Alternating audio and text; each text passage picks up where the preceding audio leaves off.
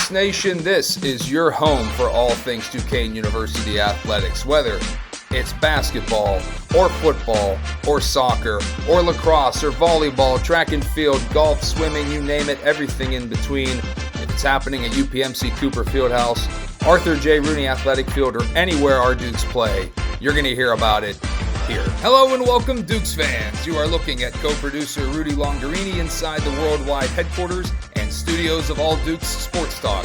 I'm Bob Huey III, joined as always by Nick Frost, and we are uniting Dukes Nation for a conversation on all things Duquesne University athletics. So without further ado, let's get to it, and let's go Dukes!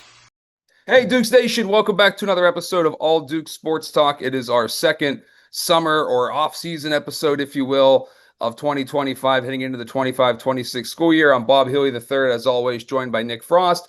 And a man behind the curtain this week, once again, will be Rudy Longarini out in California. Technical issues are keeping Rudy from joining us with audio and video, but he's going to make us look sharp when this all gets out there on the interwebs. And our guest this week is going to be none other than Duquesne University Board of Trustees Emeritus and the co-founder of Duquesne University Club Football in the late 1960s, early 70s, Mr. Sam Costanzo, the author of a book Sam wrote on the rebirth and rise of Duquesne University football called Renaissance. And Sam's book and his appearance here could not be more well-timed, of course, with Duquesne University set to play the University of Pittsburgh in football for the first time in 90 years, basically. It is incredible, frankly, how far the Duquesne football program has come since Sam and a like-minded group of fellow students brought Duquesne football back to the Bluff in the late 1960s. So we want to get Sam's thoughts not only on the city game, but also what's in the book, where you can read this great story, and just reflections from Sam about what it was like rebuilding this program from what it once was back in the Orange Bowl and Iron Dukes days of the 40s, getting that back on the Bluff in the 60s. So Sam, thanks so much, buddy, for joining us this week. My pleasure. It's my pleasure. Sam, I'll just get right to it. When did you hear about the city game news? Were you surprised? Did you have any insight to this, given your connections high up in the university, or did it just happen? Well, as a member of the athletic committee, I knew it was coming. Yes. Okay. I knew that it was on the schedule. So yes. And how long had that really been in process? Had that been like a negotiation? Had been trying to happen, or?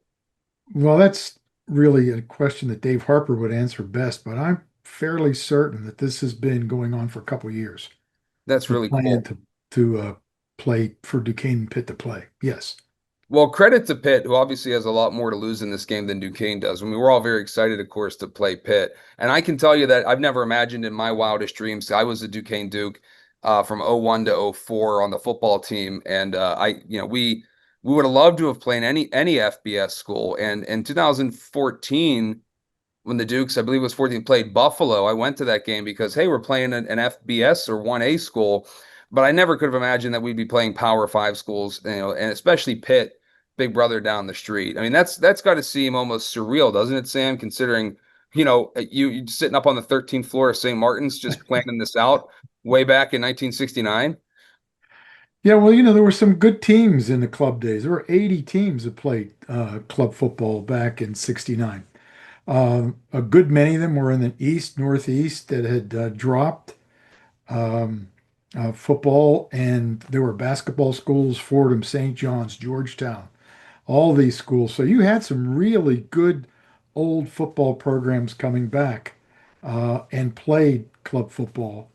Many of them have now, as you know, dropped out. Some of them have continued on, like we have. We've been uninterrupted since 1969. Sam, what's basically the gist of this? And I know this will be in the book, and we'll get to where people can find the book and when they can expect to get a copy. But was this essentially your idea? Was it yours and another person's idea, and then you just presented it to the right person at the right time and it caught fire? Can you basically give us the genesis in a Reader's Digest version? The genesis of club football at Duquesne? Oh, at Duquesne, yeah. Yeah, sure. Well, what happened was Frank Chunzo, who was an attorney with PPG at the time, actually whispered in Father McNamara's ear about the idea of club football. Father McNamara worked for Father McAnulty, I was on the university athletic committee at the time, which had two students, two professors, um, and a couple of administrators. Father McNamara brought it to the committee. The committee unanimously decided we'll do it, but it's going to be student run. For instance, at Georgetown was run by their athletic department. Some were student run, some didn't have much affiliation with their university. We decided to be student run and have an affiliation with the university. Uh, the Father McNamara looked at the president of the student congress, who was the other student member, and myself, and said, "Well, who's going to do this?" And uh, Paul Malini, president, said, "How about Sam?" I said, "Great, I'll do it." And the committee said, "Report back to us every so often." I ran down to St. Martin's 13th floor, got my roommate, Ken Curcio, said, "What do you think?" Kurt said, "We'll do anything we need to do." And then we start getting guys on the floor involved. Bob Scoff, who followed me as director, Lou Grenzi in statistics. I mean, just John Niederer, all these guys jumped on board. I went down and to the second floor, talked to Pete Kulik.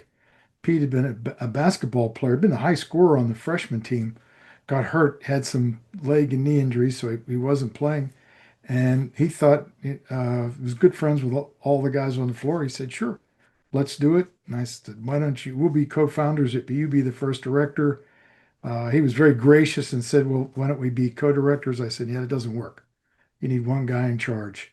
You be in charge this year. I'll take over next year." And that's basically how it got started. Then we had to, we knew we made a list of things we had to do. We sat down with Bob Gruchowski. Bob became a CPA, brilliant guy, became our treasurer, and we just made a list of things we needed to do. And we went around and talked to the big three. We went and talked to people at Pitt. Pitt gave us Edwardian blazers because they were changing their style. And they gave us like 100 blazers to travel in. I put them in the trunk of my car, drove them back, and we got a couple girls to take the pit off and put a Duquesne patch in its place. We went over and talked to the Steelers. The Steelers sent us to a sporting goods dealer and said, "You ought to try with them." And then we talked to Pete Imperio. Pete, it's in the book at a record of like at Westinghouse, like 125 wins and five losses. And I knew about him because my mom had gone to Westinghouse. So I knew him, I knew about him. We went over and Pete Kulik and I'll have to call him Kulik because it's Pete Imperio too, went to his home and he said, "Well, let me take you downstairs to my humility room and we'll talk." We went downstairs and the walls were lined with plaques and trophies and city championships. Um, it was just incredible. He suggested he said, "Look, how about you come back in a week? Let's think about this. Come back and talk to us in a week." Came back in a week, and in the week, he tried to convince his wife to have him coach again because he had promised her when he retired from Westinghouse that he wouldn't coach anymore. But when he heard that this was football for the love of the game in the university, non-scholarship, he was just ecstatic. He really wanted to coach the Dukes. Uh, we'd have been running the single wing, of course, but that would have been okay. I mean, he ran 4 plays, 4 or 5 plays, same plays to the left, same plays to the right. We talked, and I said, "Well, Pete, don't people figure it out, these plays out?" He said, "Sam, you've played football.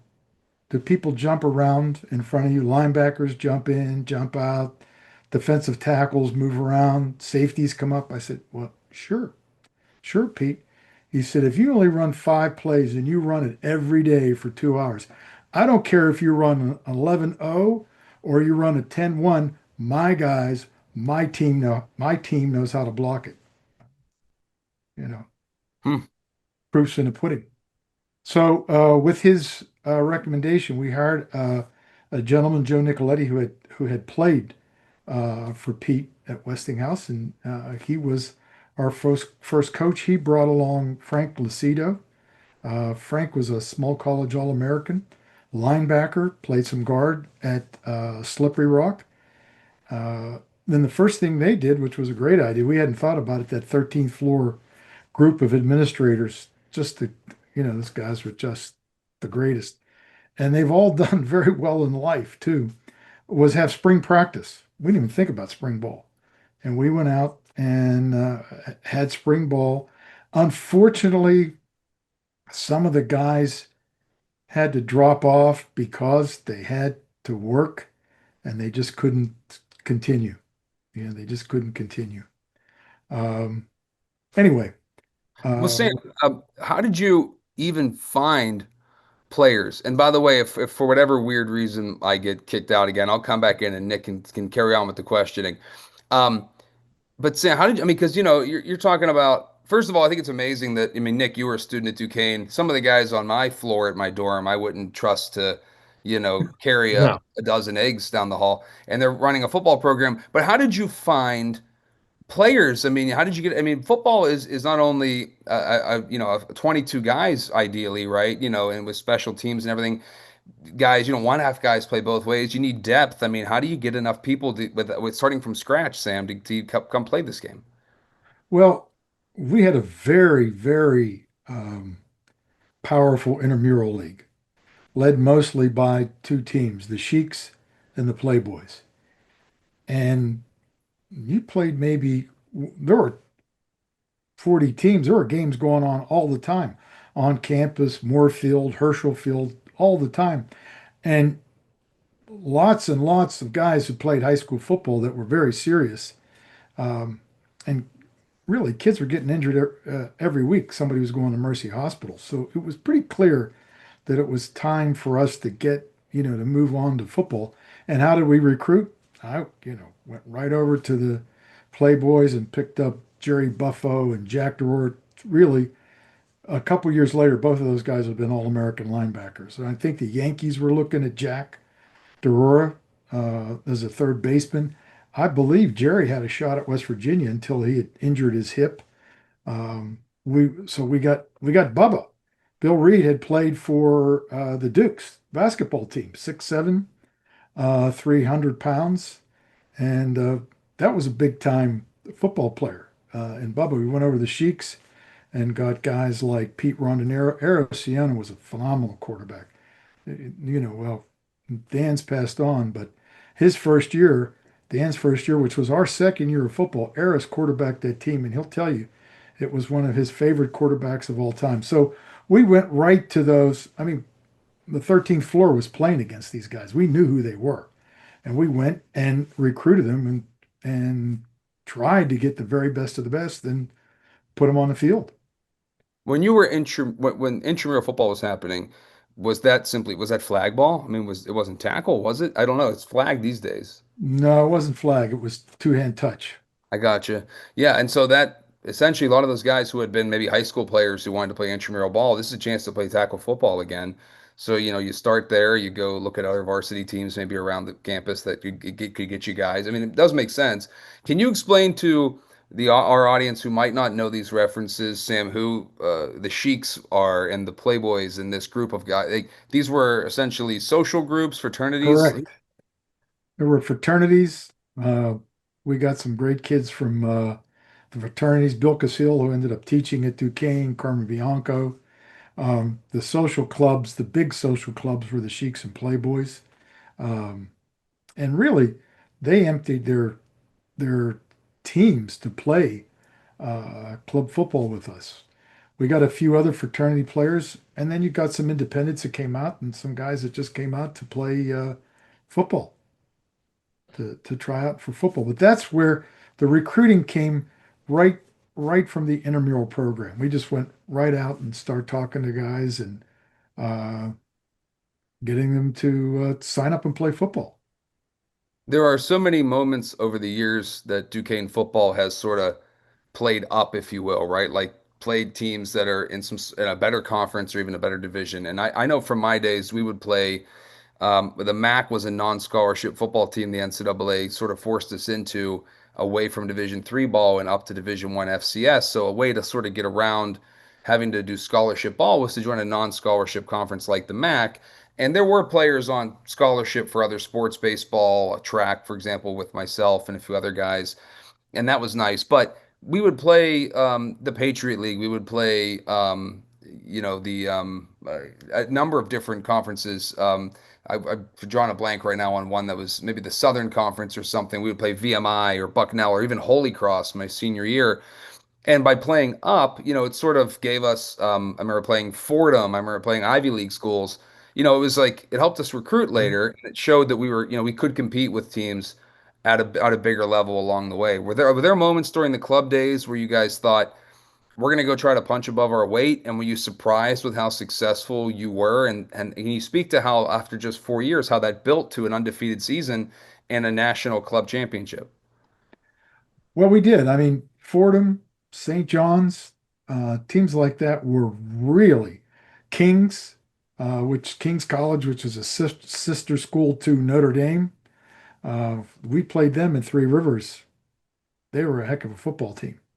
Uh, and that's something that we did early, that 13th floor administration. I wanted people to know that this was real football. This wasn't some beer league. So we put us into Three Rivers for 2 games, 2 years in a row, and then when McCann picked up, he put 4 games in for the next couple of years, and then everybody in because Pittsburgh's a hotbed for football. There was no question this was real football. This wasn't some beer league. There was no question about it whatsoever. And of course, once you get Dan McCann, he starts recruit. He's one of the greatest recruiters on earth, right? And he just built the number of guys that he got out. It grew. Um, he got 4 guys that had played together: Steve Shear, Terry Russell, John Stefanik, Tim Kelly. They had all played together at either Bishop Royal or Central Catholic. And then they played Sandlot for can't remember the team. Uh, and all 4 of them came as a group and really became the core of a team that in 73 we won the national championship. In 72 lost only 1 game. Rod Hess was a big part of that, a receiver on that team, big part of that. And Dan got other guys involved. He got some of the guys he had recruited to North Catholic. He got them to come on board, and we went 7-1. And then we turned around and went 10-0. Hmm. And so when you're playing teams like we were playing, again, powerhouse teams like Kings, like Fordham, like St. John's, there, at that point we'd play anybody. I know that Dan McCann, having seen some of his old programs that he was putting together and in talking actual physical books for the games, I know that Dan was really big on talking about the history of Duquesne football from the turn of the 20th century all the way through the World War II. The team came back for a little bit after World War II, had sort of an unimpressive 4 year run, and then went away for what we thought was for good in 1950. Did Right. you, Sam, when you were trying to sell this program to administration, to student government, to the Alumni Association, which was kind of basically funding this, that this was football used to be such a big deal here. We were, it's at one point maybe the best team in the country year on, year off around there in the 30s, 40s, Sure. winning the Orange Bowl, having this incredible defense in 1941, the Iron Dukes. Like these great teams of the past. Did you use that as a selling point? And if so, Sam, how did you hear about that? I mean, I don't think people came to Duquesne's campus in the 60s and think about football. They thought about basketball. So did you Right. find yourself in the minority around campus who was like, hey, this could be a football school again? I'm sure that had to be the case to some degree.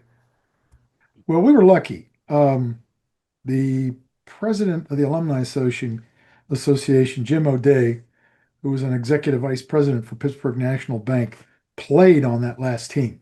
Wow. So he was very excited. He was a member of the board of directors, um, very excited about the idea and very, very supportive of us. And the Alumni Association gave us $5,000 towards our first venture, first year budget.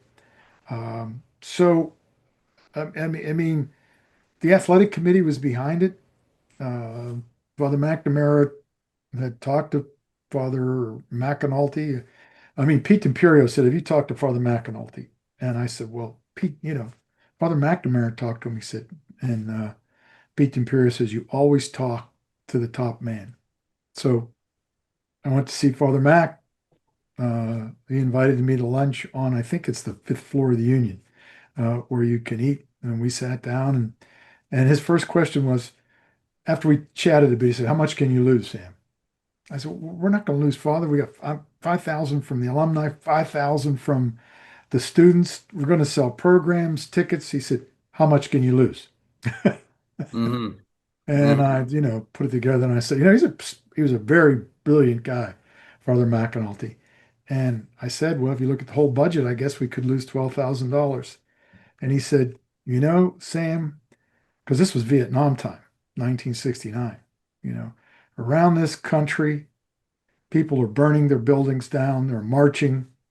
He said, "You're doing something for the university, for our students. I'll back you 100%. I felt like we were going to be okay after we had the president behind us.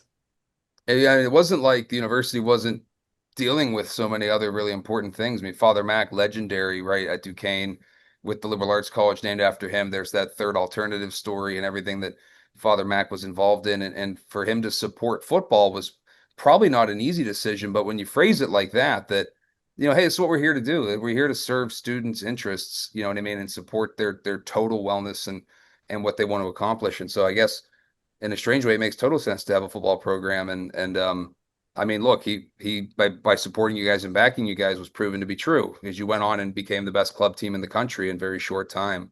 Yeah, Did you, in your wildest dreams, though, Sam, ever envision? I know this is a cliche question that here you'd blink 56 years later and see something that you essentially thought up in a dorm at Duquesne, and now this program's going to go play Pitt and Acrisure Stadium. I mean, that has to just be surreal. it's fantastic. It's really fantastic. That's all I can.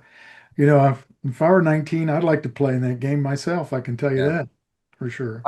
Nick, you were a student at Duquesne and you were a student athlete. You were a practice player on the women's basketball team. I know you're very proud to be a Duke. But we're not, obviously we understand the basketball program is the most high profile sport we have at Duquesne, and particularly the men's team, men's basketball, given all the history and success that it has had. And it plays at the very highest level of its sport intercollegiately in our country. But I have to think from someone who's not Nick, someone who's been a member of the football team like Sam and I have, and you've just been a member of the student body, and you're into sports though. Is this cool? Are you going to the game? Are you getting a sense from the alumni that though they're really pumped about it, even if they haven't been to a football game before? Yeah, I've actually got some friends from Philly that have already told me they're going to the Duquesne tailgate beforehand too, and going to the game. So excited to see a bunch of them. I'm planning on stopping at a bunch of tailgates along the way that morning. Yeah. Um, my wife works at Pitt, so we're gonna have Oof. to. I've made the plan that we're bringing two shirts for each of the kids, and we're just gonna change their shirts based off of the group that we're in. I'm gonna stay in Duquesne. She's gonna stay in Pitt. Yeah, right. She's talking about dividing it where I get Archer and she gets Maya to wear Pitt. So we gotta Wow. figure the clothing situation out. But no, it's exciting. I was gonna say outside of this game, the closest connection Pitt and Duquesne football has had was Trenton Coles transferring to Duquesne from Pitt as a cornerback, and that was when I was in school. That was like 2013 or 2014. But that was the closest thing I ever thought we'd have to a Pitt and Duquesne football interacting. So this is really surreal, just understanding the modern college football landscape. It's super cool that we're doing this. And then isn't I think there might be talks of West Virginia too, so that it just continues after this season too. Well, I did. Was it last season? I think, Sam, we played West Virginia. I know we recently played Florida State. I think it was A last couple of season. years Yeah. ago. Yeah, that's right. I mean, so Years Duquesne ago. has played two FBS or 1A schools every year since 21. The other school this year will be playing at Akron. But the Dukes have also played some tremendous FCS programs recently too. I've gone on the road to play South Dakota State, if memory serves, or one of the Dakotas. I can't remember. I'm always really big. Those schools out in the Big Sky area, Montana, Dakotas, where FCS ball is really the biggest sport going out there. I remember when I was on the road going to a Steelers Colts game. I was in Indianapolis and I was hanging out with a buddy. We're going to go to the Steelers game the next day, and I was wearing a Duquesne hat. This one or another one. It's a year or two ago, and the guy says, "Hey, is that a Dukes hat?" And I, of course, figured he would talk about basketball or something. He said, "Oh yeah." He goes like, "Hey, yeah, good win against Towson a couple years ago in the 2018 FCS playoffs." So I said, "How did you know about that?" He goes, "Oh, we're from Montana, and they ran a podcast or a blog or something. Where they talk about FCS football because out there, they get 40,000, 50,000 people at their game. Montana, Montana State, North Dakota, North Dakota State, South Dakota, South Dakota State." In that area of the country, it's a big, big sport to them. It is the top level of football basically out there, and they draw very well because there's no major league teams around. So in certain pockets of the country, FCS ball is a big deal, and it is still technically Division I sports. It's on the ESPN ticker when you're watching, the highlights. And I know as an alum, I'm very proud of that. But I never imagined when we were beating Holy Cross on TV in Boston, and they flew us there to beat them. I thought that was the coolest thing ever. That we would go, beat a team like Holy Cross from a bigger conference that paid us to come, and now we're playing Pitt and Florida State and TCU. Right. And I think it's great. I do think that it's important that the teams take these games because I think it helps them recruit, and I think it also helps them, of course, raise the money that we need to put forth a competitive program. Duquesne has played Youngstown State regularly as well, so these kind of games are very big recruiting tools for Coach Schmidt, John Rosado, and these guys to use.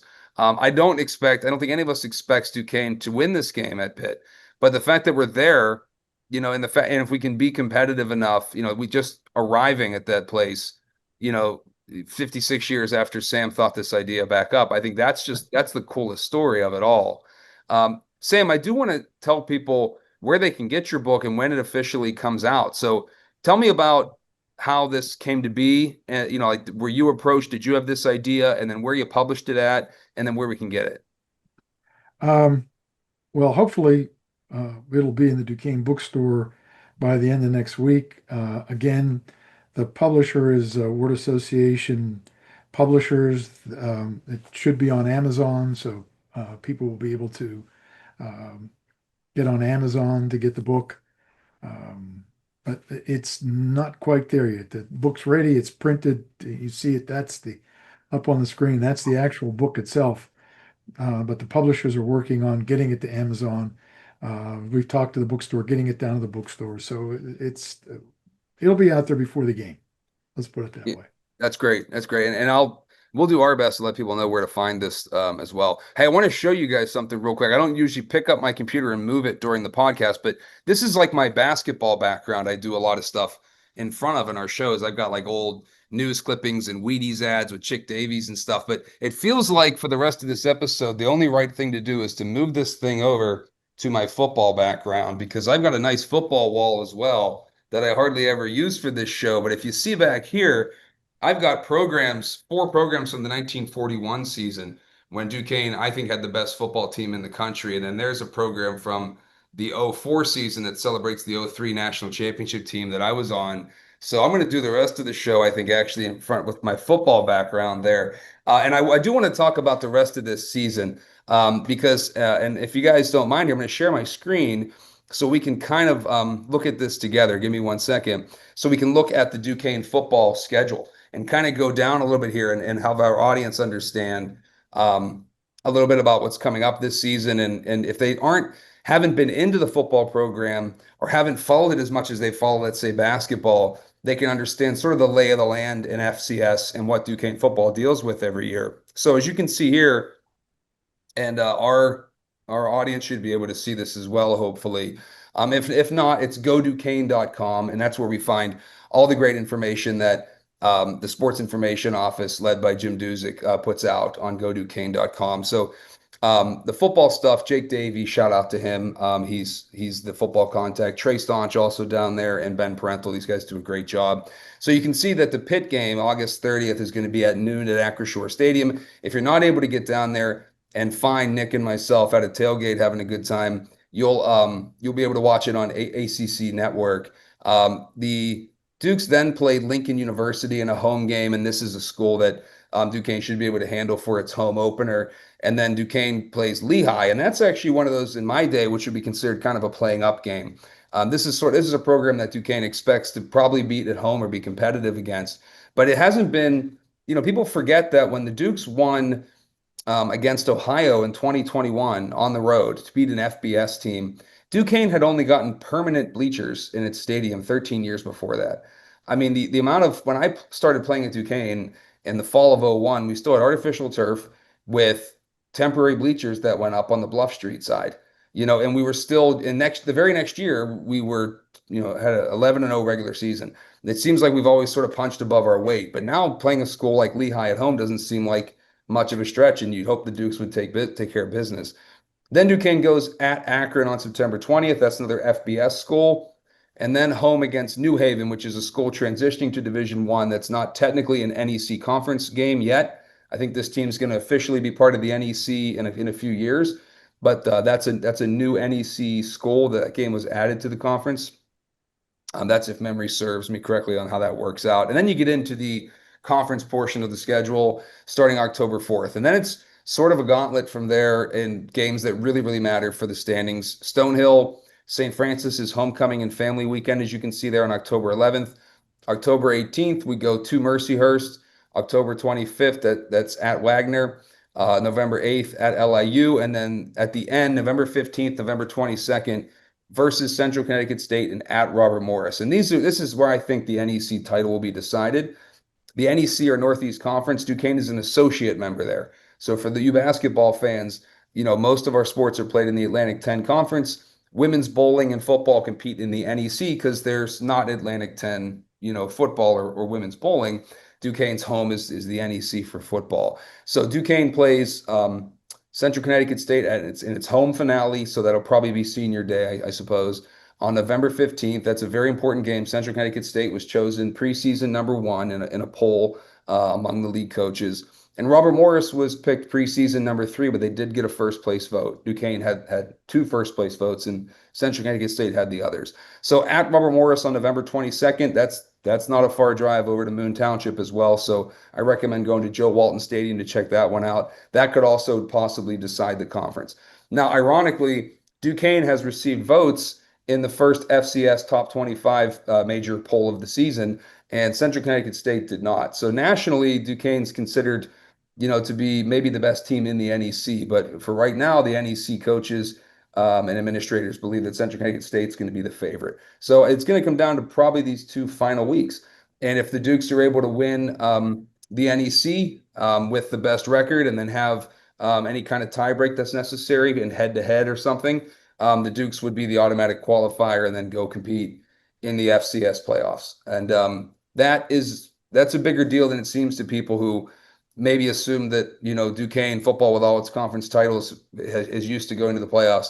Actually, when we played in the MAC back in my day, and Sam, I know you know this, that winner of that conference didn't go to the FCS playoffs. It was a mid-major non-scholarship conference, so you'd have to get invited as an at-large, and no one from the MAC ever did. So when Duquesne got to the NEC, eventually the NCAA approved the NEC for an automatic qualifier. So even in the early days of the Dukes winning the NEC, that didn't get them an AQ or automatic qualifier either, but that's no longer the case. So the Dukes would be representing the NEC in the FCS playoffs if they're able to win the conference, outright.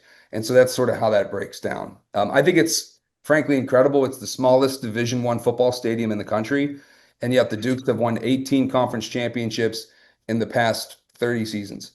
Since 1995. So since 1995, that's more than half the time the Dukes are winning or sharing the conference title. And it wouldn't be possible without Sam Costanzo and Pete Kulik and Rod Hess and Steve Shearer and Dave Thomas. And I mean, I'm missing names here, of course, Rob Mongillo, and I could go on and on and on about a lot of the names you're going to hear about in the book. that Sam has written about the rise and rebirth of Duquesne University football. It's called Renaissance. You will eventually find this in the Duquesne bookstore. We'll do our best to keep you posted on that. And then eventually, as Sam tells us, it'll be on Amazon. So please keep an eye out for that book. I can't wait to read the transcript you sent me, Sam. I've only been able to get through part of that. I do want to get a little bit more from you, if you don't mind sticking around a little bit and talk a little bit of basketball, because we're going to talk about that Sure. next. That'd be great. So I'm going to Happy stick to. with this Go Duquesne website here, and I'm going to share the Duquesne men's basketball schedule because the non-conference schedule for that was recently released. Um, and Sam, you and I spoke yesterday on the phone. Here's a couple of names that Duquesne basketball fans, of course, will remember: Gary and Barry Nelson. Now, I heard a rumor that you almost got those guys to come play football. Can you imagine those two as like joint defensive ends coming in? How did that shake out? How come we couldn't get these guys on the football team? You grew up with these guys in Blawnox, is that right? Right. That's right. We played Little League baseball together, and we played high school football together. With the jointure, Blawnox joined the Fox Chapel Area School District. We played football together, freshman, sophomore, and junior year. And Red actually talked to them, Red Manning, and said, "You guys really don't want to play your senior year because if you get hurt, you're going to lose your scholarship." So we lost two of the best players on our team. Really, that's four players because they played both ways, offense and defense. That really hurt our football team. Um, Boy, wouldn't that have been something? Well, you were a student at Duquesne when they had some very good men's basketball programs. Great teams, great Yeah, teams. so I think did 69 and 71 make the NCAA tournament, if memory That's serves? I correct. think it's correct. That's correct. What's your fondest basketball memory at Duquesne, Sam? Well, there's we went to the NCAAs. That was really, that's not a fond memory because I feel that we got homed in that game when we went and played North Carolina. Now, they were a great team. And Charlie Scott beat us with a jumper that would have been a 3-point play. But to be in there, to be ranked ninth in the country, which, by the way, is ridiculous because we beat St. John's in the regular season. And then when we lost to North Carolina, there was used to be consolation games in the NCAA. I don't know if you guys know that. We beat St. John's again, and the polls come out and rank St. John's eighth and us ninth. And you can tell I'm still not happy about that. Yeah, right. But I mean, we were up by 5 against North Carolina. Excuse me, with seconds to go. Used to at timeouts there was always a jump. Now there was always a jump ball when something happened, a change of possession. There was a jump ball. There was a jump ball. Uh, the ball went to Rusty Clark, their center. He was about 7 feet tall. Barry Nelson chased him down. And at about the foul line, we were ahead, He did hammer him, and the ball flew out. And the referees called it a basket. The ball never got anywhere near the basket.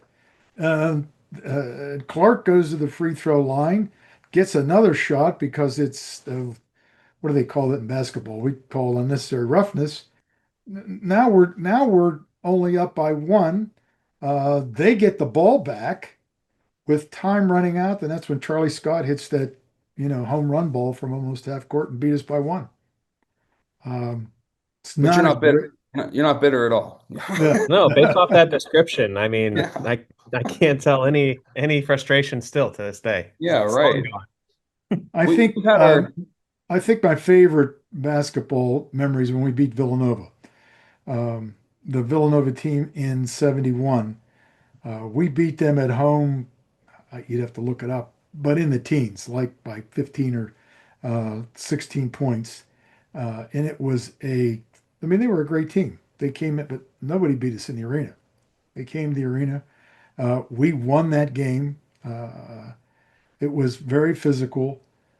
We then went on. We were the number 1 seed in the East, and in those days you could not play the NCAA. You couldn't play like at the arena because it wasn't a college court. So they moved us to West Virginia. So we had to go down to West Virginia to play Penn. And we're like, this should be a big deal. I mean, Villanova's beating Penn. We beat Villanova. St. Joe's beat Penn. We were lost in space, lost that game by 5 points, and we all wanted to, just drown ourselves. Penn then played Villanova the next game, and Villanova, the same team that we beat by about 17, Villanova beat them by about 40. They went all the way to the NCAA title game against UCLA. That's how far the Villanova team that we pretty much crushed at the arena and played Wooden's team. So that big win against, of course, it was a big win against St. Bonaventure when they had Buffalo Bob Lanier, and big win against Notre Dame when they had Austin Carr and Sid Catlett and Collis Jones, and uh, Austin Carr was averaging 36 points a game, number one scorer in the country. You'll love this. We beat Notre Dame. Okay. Uh, Carr scores 20 instead of 36. Barry Nelson gets interviewed after the game by KDK. I'm not sure. And the announcer says, "What's it like to hold Austin Carr to 20 points?" And Barry very humbly said, "I wish somebody would hold me to 20 points." Yeah. Yeah. So those were great days. That 69 team may have actually been a better team. That was really, I think, overall, we were the tallest team in the country because we had so many 6'10" guys on the team. The 71 team was also a really, really good basketball team. The thing that hurt about that is um, we were in the Steel Bowl then. It was called the Steel Bowl. It was Duquesne, Pitt were always in it together, and then UCLA and Wow. William and Mary. John Wooden got interviewed out in California, and they said, "Well, what team are you concerned about? What team are you afraid of?" And he said, "Well, Southern Cal." And they said, "Come on, coach. We know you're going to talk about the Pac-10. Is there anybody else you're concerned with?" He said, "Yeah, but you've never heard of this team. There's this little school in Pittsburgh, little Catholic school called Duquesne. They actually match up with us pretty well. I'm a little concerned about them." We watched the game. The fans, the team was sitting with us, and we're like, okay, well, Curtis Rowe, Mickey Davis can handle Curtis Rowe, Henry Bibby, Mike Barr can handle Henry Bibby. Sid Wicks was a real tough guy for them. Sidney Wicks, we're like, let's see how he does against Barry Nelson. Okay. And Patterson, their center, we thought Gary could handle them. Well, the basketball team's thinking the same thing. Their visions of sugar plums. Don't you know we come out and play Pitt and lose to Pitt in that game? Yeah. That was their Super Bowl. Yeah. You know, that was their Super Bowl. Yeah. So we didn't get to play UCLA at that tournament then. We did not get to play UCLA. We did not.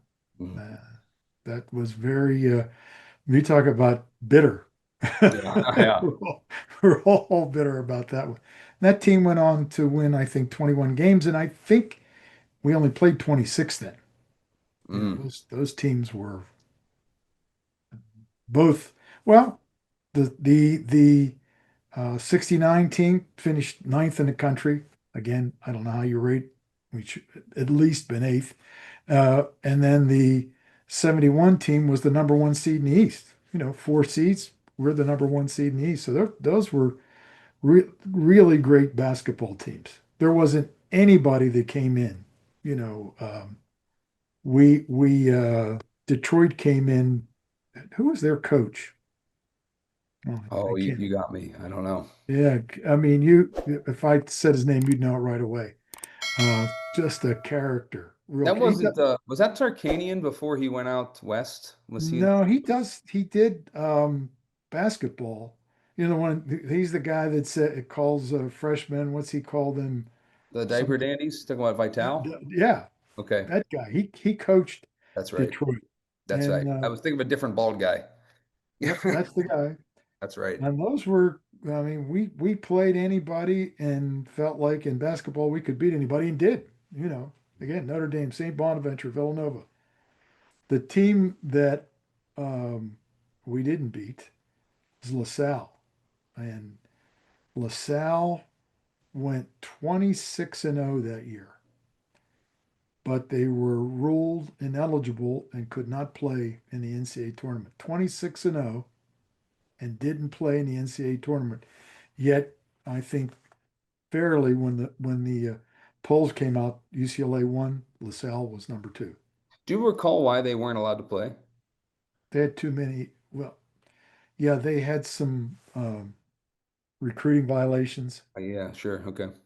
They had stacked up some recruiting violations and they weren't able to play. You had to be over the moon like Nick and I were, and Rudy, who's probably foaming at the mouth. Now that we're talking about basketball and he can't chime in. When we returned to the NCAA tournament in 24, I mean, you were one of the board members who voted to hire Ken Gormley, who's leaving us as president soon. He's going to stay in a chancellor role. But I know we on this podcast we spoke about how happy we've all been with Ken Gormley's performance at Duquesne. Now, the basketball program being one of those great accomplishments, but he's to me it's a big loss losing him as president because he did such a great job here. But he's definitely leaving this place better than it was when he got here. I mean, he's made incredible improvements. So congratulations to you and the board on that hire. Do you expect any trickle down at all that with a new president into athletics that Duquesne fans should be thinking about with new leadership coming? Um,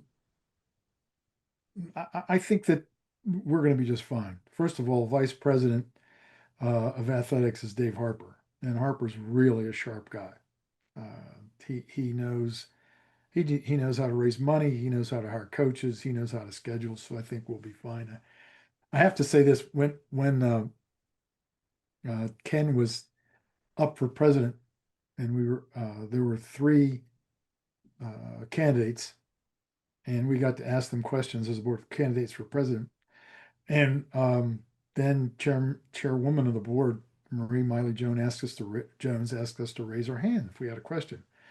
So Ken asked her to answer a couple questions. I raised my hand and Ken said, "Put your hand down, Sam. We're going to have a winning basketball team." That's fantastic. Listen, he knew the important question to answer. he, he had an idea that Yeah, one was coming. that's pretty funny. Nick, I'm sure you've had the chance to look at this non-conference schedule. I mean, does it look like you think we're looking at let me share this again. Do you think we're going to keep building off of what Gormley and Harper and Dambrot and now Drew Joyce have been building? I mean, last year no one wanted to start out 0 and 6, and we all got pretty tense around campus and on this podcast. Um, I don't see that happening again, but do you like what you see out of the non-conference schedule? What's your first thoughts when it came out? Yeah, for both the men's and women's schedules, I look at it with a lot of W's that should be on our records by the end of the non-conference schedule. I mean, we still have Boise State as a kind of power school and Villanova. Aside from those two teams, it may not be true as the season goes on, but I feel pretty confident about the rest of them on the men's side. Um, Do you think it's challenging enough too? I mean, Villanova is going to be obviously a huge challenge at Boise, even at Nevada, but, relatively long trip at least. Do you think that'll help prepare them for conference play? um, I think I think we'll definitely have the rotation sorted out a lot sooner this year, which is kind of the most important part, and that's kind of been I mean, even under Coach Dambrot, that was a kind of a concern as it took a while into the season before we figured that out. Hopefully, with these matchups, we'll figure that out sooner, um, and then we should be ready by the time we get into conference play. Uh, Cleary being the get right game before conference play again is always going to be good to one get some players kind of some rest and not as many longer minutes at least should be. Um, and then Boise and Nevada being two of the games right before that Cleary game does give us a little bit of a taste of some stiffer competition. So the timing wise does work out.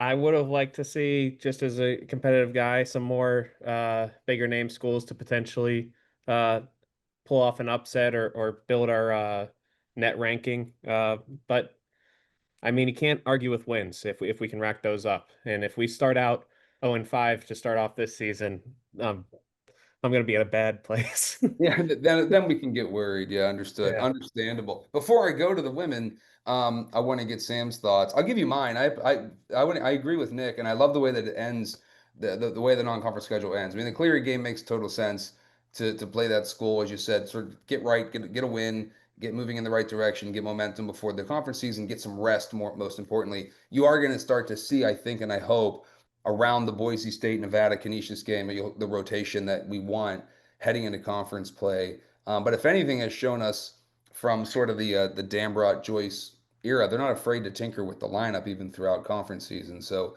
I am curious in year two of Drew Joyce, how this is going to look toward the end of non-conference. Does anything jump out to you, Sam, as being interesting in the non-conference announcement?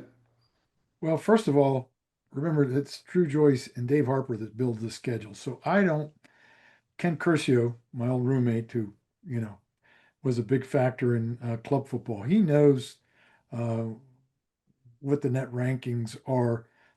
Dave knows how to build a schedule. I've got to think that these teams, most of those teams, other than Cleary, are probably in the first two top 100 teams. Let's put it that way. That's my thought. And I went to practice a couple weeks ago, and guys, this is really an athletic team. They seem that way. Really Yeah, it does seem big and talented and skillful. quick. They are quick. And the day I was there, they can play defense. They re That's what we love to hear. they really can play defense. And I think Rudy's pounding his keyboard right now. He's just dying to get in. Go ahead. Sorry.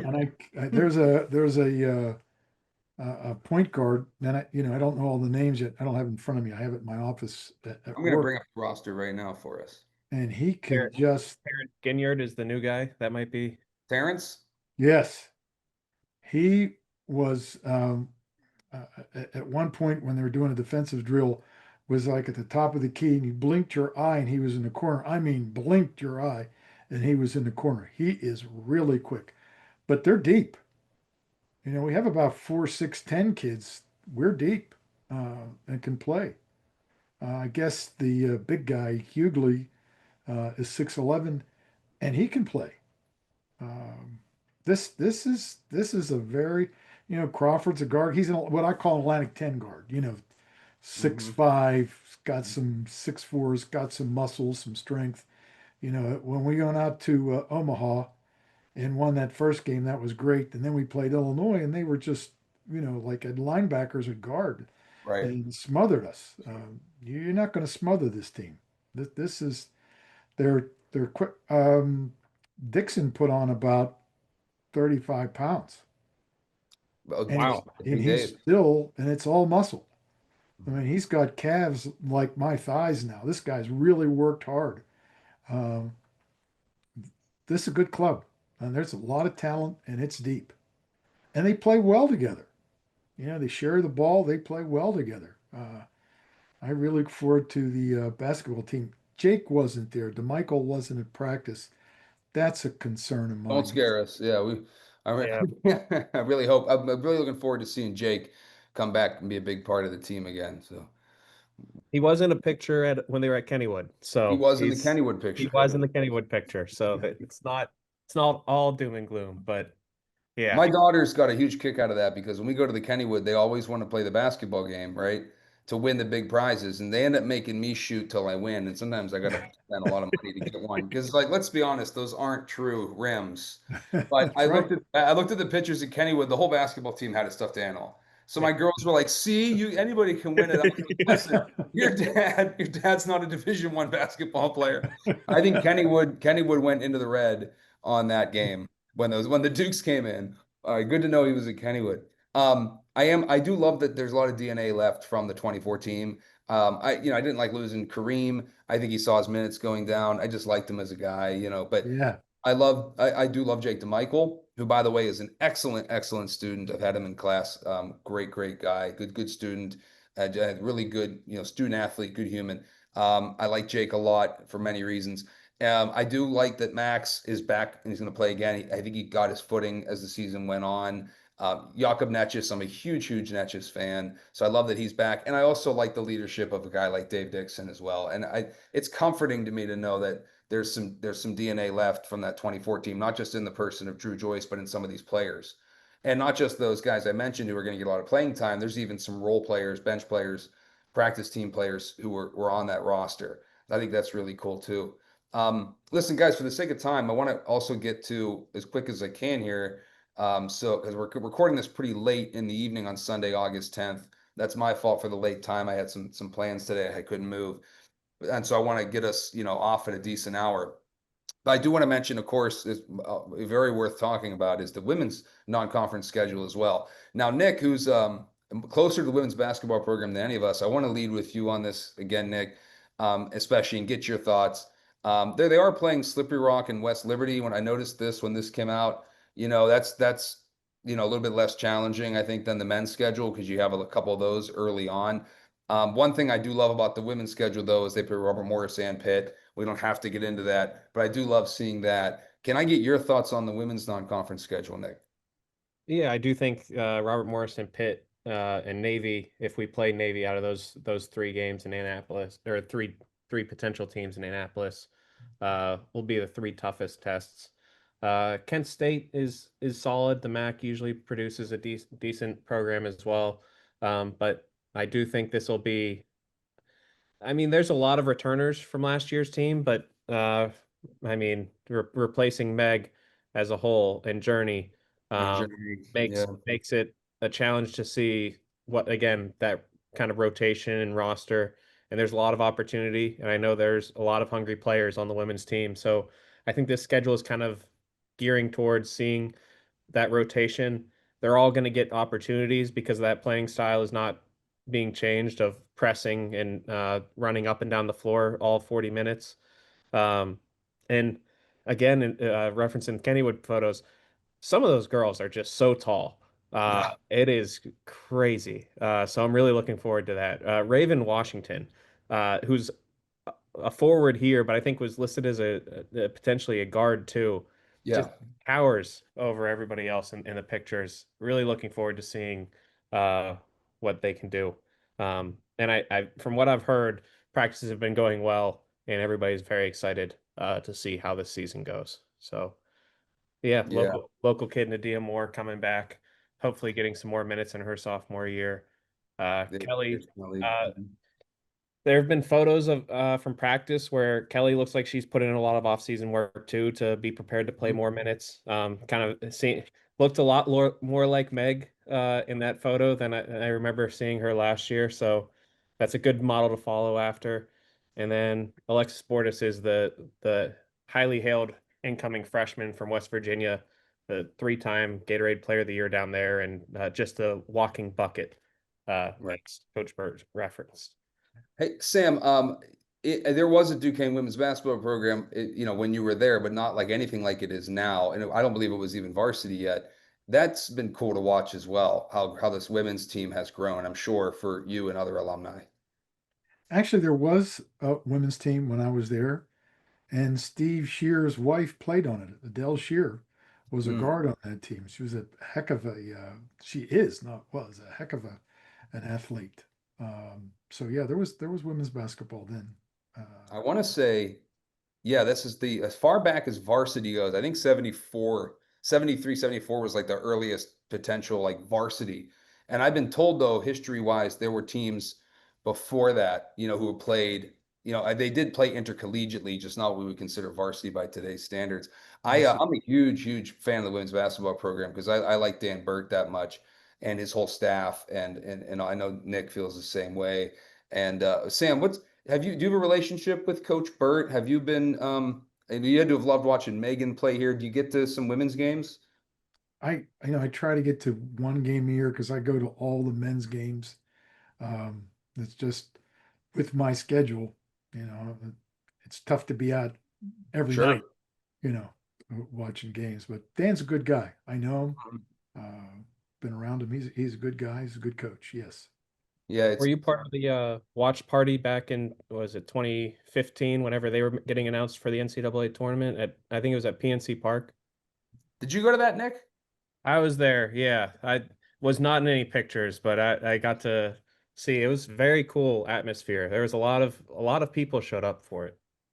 I was not able to make that one, unfortunately. That would have been awesome. I don't know if Sam was able to get to that. I remember watching them. I did watch the NCAA tournament win that we had in the round of 64 at the Red Ring, which is now what Moonlit Burgers. And I also watched, of course, the second round game when we lost to UConn. And I think if they played anybody other than UConn, they'd have been a Sweet 16 team that year. They actually led, of course, in the first quarter against UConn. They were the only team to hold a lead against them the whole season. That was a really, really special team, which, by the way, Was brings up another piece of news I want to share with everybody. Sorry to do this on the fly.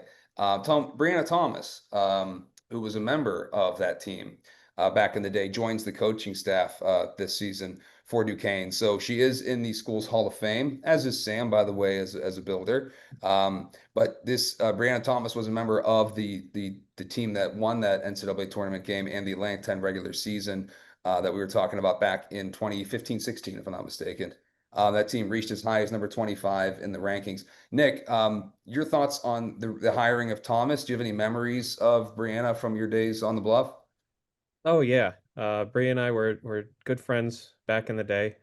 She's been an assistant coach at Brown for the past few years, just kind of finding her way. And everybody that I saw on the team posted on their Instagram story congratulating Bree for joining the coaching staff and coming back home, as we're calling it. She's Canadian born, but she's Duquesne through and through. Um, she was a 3/4 in how she played, and I distinctly remember she was a key part of beating Pitt her last year in the city game. So she'll be able to keep making sure the players understand the importance of that game now that we've continued to have some roster turnover. Yeah, right on. Another big piece of news I want to mention. I'm going to share my screen once again. I think this is just super cool. No one, by the way, I am at Bluff Talk on Instagram and on Facebook, and I didn't get any NIL money for this whatsoever. I just want to put it out there, like I'm available to be a spokesperson for this. You just call it Bluff Beer, and I'll have it on all of my channels, and I'll drink it for you. Um, but Helltown Brewery benefiting Duquesne Athletics is launching Bluff 78. It's this American lager that's going to be sold at 5 Helltown Brewing locations, and I have to imagine also at the Cooper Fieldhouse. So I'm looking forward to getting myself, maybe not, but I hope it ends up there. But I hope to get myself some of this Bluff 78. This is just so, look at the design. I mean, it's really cool looking. I'm sorry, my man's name escapes me, but the way this really went down, according to the news release, is that Helltown Brewing is run by a Duquesne alum, right? So, is it, as Dave Harper says, we're appreciative of Sean Gentry and Arnie Berchianti, class of '94, at Helltown Brewing for this opportunity that celebrates the history of Duquesne University and the proceeds benefit Duquesne athletics. So, how cool is that? Duquesne will host an event on Tuesday, August 26th at the Helltown Brewing Tap Room in the Strip District. I've been to that place. Really cool place. Good food too. 5:30 to 7:30 at 1700 Penn Avenue. I hope to make that and get myself some Bluff beer, which is what I'm going to call it. I think that's really cool. It's also going to be available at the first Mike's Beer Bar Coaches Show with Jerry Schmidt on Thursday, August 28th, ahead of the football city game. Mike's Beer Bar will serve as fan headquarters for Duquesne prior to the Dukes taking on Pitt at Acrisure. The Mike's Beer Bar is down toward the PNC Park. And by the way, on the North Shore, but it's a short walk over, of course, to Acrisure. So I hope to see some of you there. I would ask you guys what you think, but no one's been able to taste it yet. So at the next broadcast of the show, we'll all have to have some and say what we think. But I think that's super cool. And I want to finish with this, guys. Not only are the Duquesne women's basketball team the reigning city champions, right, having beat Pitt last year, but the football team is also the reigning city champions. Duquesne and Pitt last played in football on October 21st, 1939. The Dukes won that game 21-13. Pitt was ranked number one in the country at the time. The game was at Pitt Stadium. The Dukes went in there and upset them.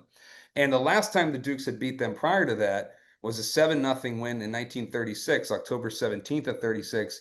That, of course, is the season the Dukes went on to win the Orange Bowl. That Pitt team went on to win a national championship that year. In fact, we were the only team they lost to all season. So we have a habit of upsetting the Panthers, which I think is really cool. I want to show you guys something back here that I picked up. This is actually a ticket stub from the game in 1936 when Duquesne beat Pitt in Pitt's national championship season. I don't have a ticket stub from the 1939 game, but I'm going to get one for 2025 because my old man and I picked up a couple tickets. So if you see Nick and myself at the tailgates, Sam, I'm assuming you're going to be at this game. Where are you going to be at pregame? Are you going to be Uh, tailgating? Where are you celebrating? well, I have a parking pass Hmm. that's close to the stadium. So, and by the way, my son-in-law is the provost at Pitt, so this is going to be Oh man. a Well, we won't Other hold that divided against him. household. Yeah, I real tell you what. intra-family rivalry for this Yeah. game. I do want to say I don't want to speak for everybody at Duquesne football, but I feel such a close affinity, as I know Sam does as well, that I really am thankful for Pitt for giving us this game. I mean, I really mean that to Narduzzi and the people at Pitt. I mean, we want to win. Obviously, we want to be competitive as first and foremost. But I think it's a great thing. I give my hats off to Pitt for scheduling the game, for having us, for acknowledging the importance of it, for recognizing the history, and I hope we reward them with good attendance in a really competitive game. But I'm excited as hell for it. I'm also honored to be a member of this program that Sam started back again in 1969. It runs through my blood. So I couldn't be more excited and proud to be a Duke. And yeah, I think for Duquesne basketball fans, yes, that's the sport that tends to fly the flag for us, and that we consider to be maybe our most public facing enterprise, other than maybe the Holy Ghost Fathers and the Spiritans is our men's basketball team.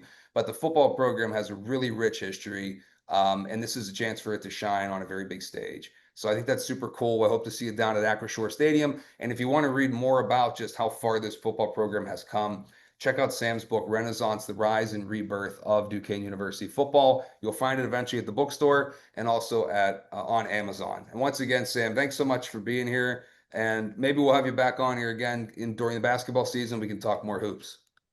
Thank you. It's been a lot of fun. Thanks, guys. Hey, Nick, any final words before I sign us off? No, just Sam, if we pull off the upset, I'll find you and get you a Bluff 78 beer on me. Oh, yeah, yeah. Sounds Yeah, good to me. I'm going to have a bunch that day, I think. Hey, guys, thank you very much once again, Sam. Hi to your daughter, Susie. Thanks for helping us out. Susie, oh, look, but there's the 40 under 40 on my wall right there. Susie and we were in the same class. Is Susie Right? still at Parkhurst Dining? Yes, she is. So we were in the same 40 under 40 class. I didn't even realize that was Sam's daughter. She hooked them up with the great background. So thank you, Susie. And again, Nick, Sam, and Rudy out in California, thank you. We're recording this on Sunday, August 10th. We'll try to get it up sometime in the coming week. As always, shoo shoo, rah rah. Let's go Dukes. See you at Acrisure.